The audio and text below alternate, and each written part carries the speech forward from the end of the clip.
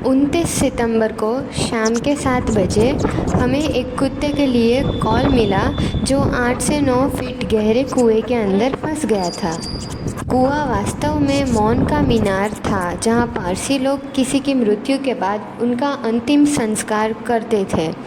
कुत्ता कुएं के नीचे एक छोटे से कोने में छिपा हुआ था और शायद ही दिखाई दे रहा था।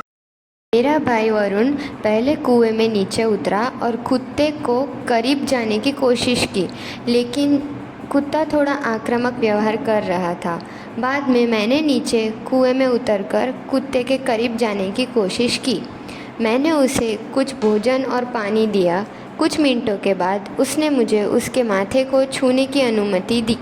मैं भोजन और पानी के कटोरे को छोटी सी जगह के बाहर धीरे धीरे खींचती रही ताकि हम वह छोटी सी जगह से कुएं के बीच में कुत्ते को बाहर निकाल सके। प्रयासों के बाद कुत्ते ने मुझे उसे पकड़ने की अनुमति दी और मैंने उसे संकरी जगह से निकालकर कुएं के बीच में रखा। बात यह थी कि उसे कुएं से बाहर ऊपर ज़मीन पर कैसे निकाला जाए, क्योंकि कुत्ता भारी था। मैंने उसे उठाने की कोशिश तो की, लेकिन वह बार बार वह छोटी सी जगह जो कुएं के अंदर थी उसमें भागने की कोशिश कर रहा था। किसी भी तरह मैं उसे एक और बार उठाने में कामयाब रही, लेकिन कुत्ते के साथ कुएं पर चढ़ना मेरे लिए संभव नहीं था। इसलिए हमारे मित्र जैनिल और प्रतीक ने हमें उस कुएं के ऊपर से एक पिंजरा नीचे दिया जो हम घर से लेके आए थे।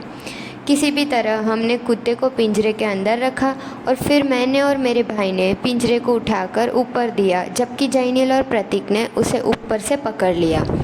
इस तरह कुएं के नीचे से ज़मीन पर यह बच्चा पहुंचा।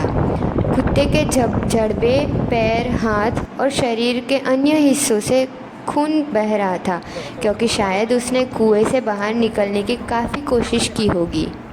सौभाग्य से उसे कोई गंभीर चोट नहीं आई। मैंने उसे खाने और पानी के साथ कुछ दर्द निवारण दवाइयाँ और घावों में दवाई लगाई। हमने उसके पास कुछ और भोजन और पानी भी रखा था। प्यारा सा कुत्ता खुशी खुशी बाद में अपने इलाके की ओर भागा। पाउडर काटता जाओ। You will come back. हमें वहाँ 4 से 5 पिल्ले और उनकी माँ भी मिली। वह अत्यंत भूखे और प्यासे थे, क्योंकि वहाँ शायद खाने या पीने की कोई संभावना नहीं थी, कोई चीज़ नहीं थी।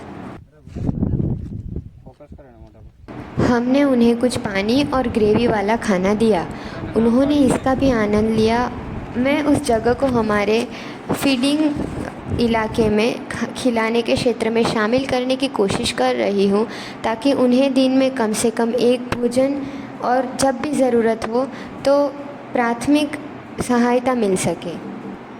यदि आप इन प्यारे पिल्लों को अपने घर ले जाना चाहते हैं तो हमें rainbowanimal8@gmail.com पर ईमेल करें, क्योंकि वे गोद लेने के लायक है। इस तरह हमारा काम खुशी से ख़त्म हो गया। एक साथ काम करना सपनों को सच करता है। इस कुत्ते को देखकर समयसर जानकारी प्रदान करने के लिए हम राहुल को धन्यवाद करते हैं। वरुण, जैनिल और प्रतीक को समन्वय और मदद के लिए धन्यवाद। अंत भला तो सब भला।